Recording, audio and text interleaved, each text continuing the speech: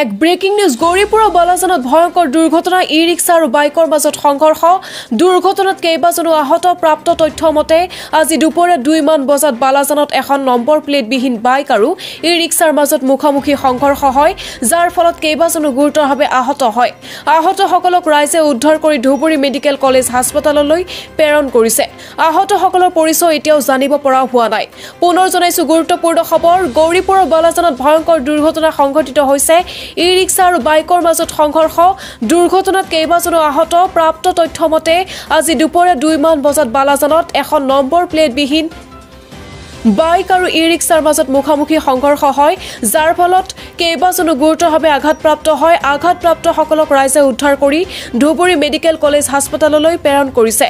আঘাতপ্ৰাপ্তসকলৰ পৰিচয় এতিয়াও জানিব পৰা হোৱা নাই টোটো আলা ইঞ্জিন যারা কংগ্রেস লাগে দিল মই খালি যে আসো পাশে দাও হারিস করে শব্দ হ্যাঁ